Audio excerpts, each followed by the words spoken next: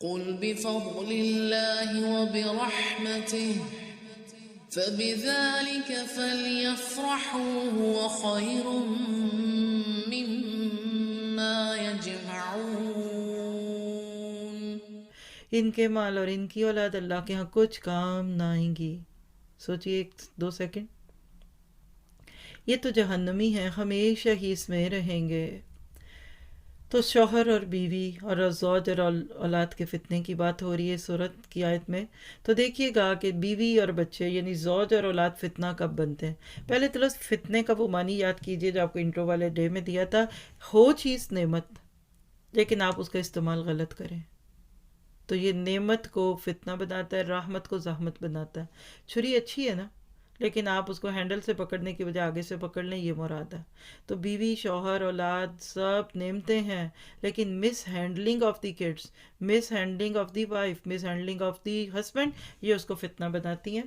تو یہ کب فتنہ بنتے ہیں؟ نمبر 1 جب ان کو دین کی تعلیم نہ دی جائے. محاسبہ آپ خود کیجیے اپنا. نماز کی پابندی کی تلقین نہ کی جائے. اور یاد رکھیے شوہر کا فرض ہے کہ بیوی کو نماز پڑھوائے. اگر بیوی نہیں پڑھتی تو وہ اس کو چھوڑ بھی سکتا ہے، اس کو ڈانٹ بھی سکتا ہے، لیکن وہ وہی شوہر ہوگا نا جو خود پڑھتا ہے. آپ کہتے ہیں مردوں کے لیے کیا حکم ہے بیویوں کا، تو پھر وہی جو باتیں اوپر کر چکے ہیں. شہادت حق دیجیے اپنے اخلاق اور معاملے سے، اور واقعی جذباتی طور پہ ان کو کر کے دکھائیے. میاں نے نماز نہیں پڑھی، آپ رونے لگ جائے.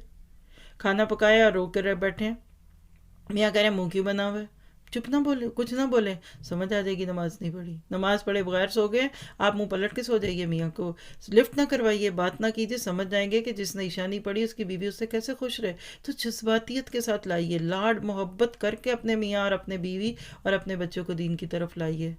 ہم ڈانٹ ڈونٹ کے غصے میں اور دور کرتے ہیں.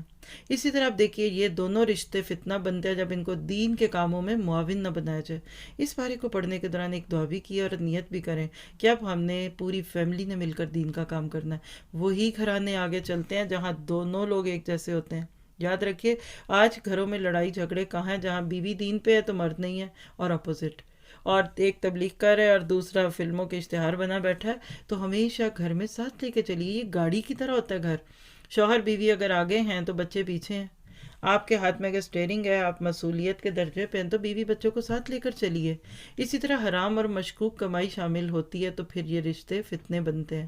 اور اللہ روز آخرت کی جب ان کو معرفت نہیں دیتے تو یہ رشتے فتنہ بنتے ہیں.